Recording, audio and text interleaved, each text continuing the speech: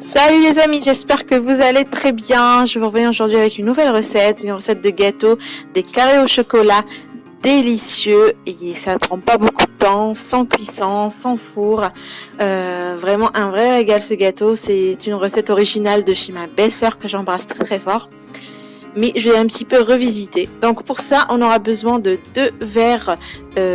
Ici, j'utilise un verre de thé, un petit verre de biscuit moulu, un verre de thé d'amande grillé moulu, un verre de thé de noisette, grillé moulu et un verre de thé de noix grillée et moulu.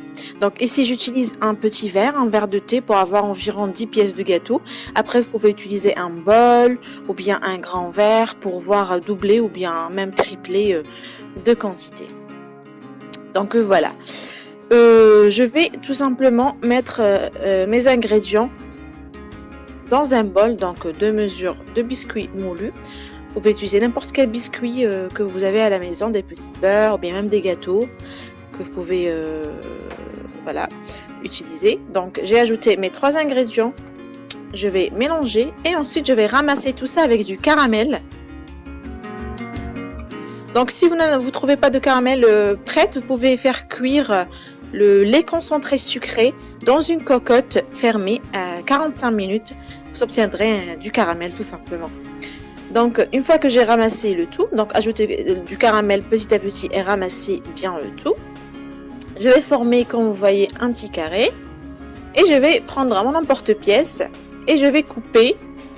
Donc couper des carrés comme vous voyez. Après vous pouvez utiliser un emporte-pièce rond si vous voulez, ou triangle, ce que vous voulez.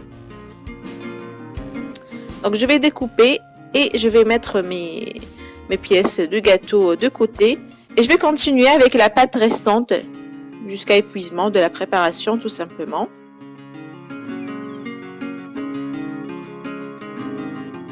Donc là, je les ai mis sur du papier alu pour qu'ils ne collent pas tout simplement. Et je vais les réserver de côté.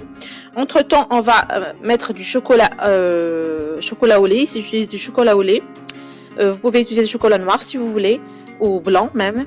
Donc j'ai mis une cuillère à soupe d'huile et je l'ai fait fondre au bain-marie. Vous pouvez le faire fondre au micro-ondes si vous voulez. Et donc ici, je vais prendre mes gâteaux. Et je vais tout simplement venir les glacer avec ce chocolat.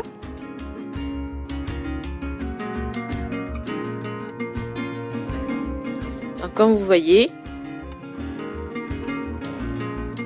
Et je vais ensuite les réserver de côté et les laisser bien sûr complètement sécher.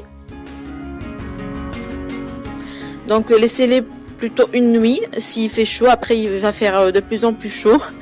Voilà, donc après que la nuit est passée, donc le matin, prenez vos gâteaux et prenez un couteau et et limez tout le contour pour avoir un joli carré bien net, comme vous voyez.